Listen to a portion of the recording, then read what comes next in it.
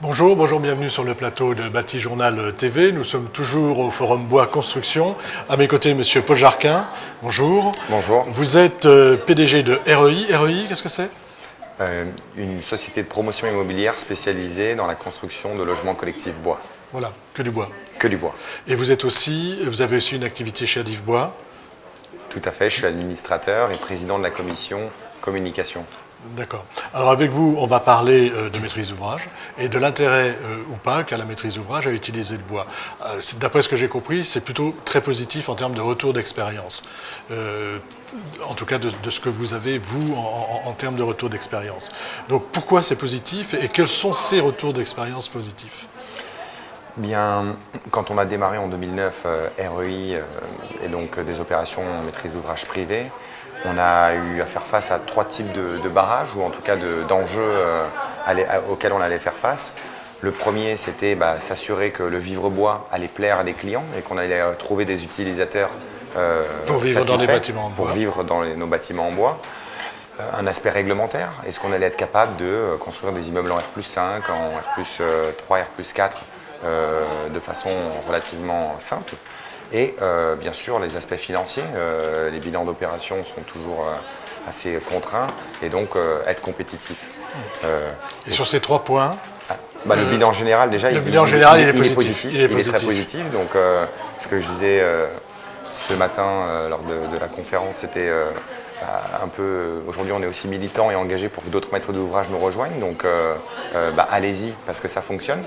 Le premier point, sur le retour d'expérience des habitants. Hein. Est-ce que je suis bien dans une maison bois? Est-ce que les gens se sentent bien dans les logements que vous leur construisez? Là-dessus, on a vraiment eu, je dirais même des surprises, ça a été au-delà de nos espérances. Au démarrage, quand on commercialisait les programmes, notamment plutôt on va dire dans les années 2010-2011, on avait quand même beaucoup de questions sur l'incendie, sur la pérennité des ouvrages, sur la structure des immeubles. Mais une fois que les immeubles ont été livrés, les gens étaient vraiment déjà insatisfaits et même des ambassadeurs. Aujourd'hui, on fait beaucoup visiter nos opérations parce que comme c'est des opérations un peu pilotes, des premières opérations en Ile-de-France, les retours sont très positifs. Les retours sont positifs et les gens sont plutôt contents d'habiter dans une maison, ou dans un logement en bois. Notre dernier acquéreur utilisait le mot « je suis comblé ». Donc pour nous, on peut pas dire mieux, on n'a rien à rajouter. Alors après, on a les aspects réglementaires. Est-ce que tout ça, maintenant, a été levé? Est-ce que les freins, on va dire, sont levés de ce côté-là?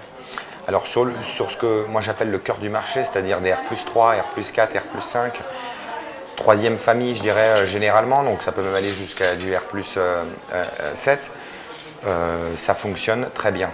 En venant ici, j'ai fait un point avec mon directeur opérationnel en lui demandant voilà, qu'est-ce qui nous reste encore à lever, si je devais intervenir là, est-ce qu'il y avait des choses particulières que tu penses que je devrais aborder? Il m'a dit sincèrement aujourd'hui, nos bureaux de contrôle connaissent notre système constructif. Sur l'acoustique, on arrive à être performant.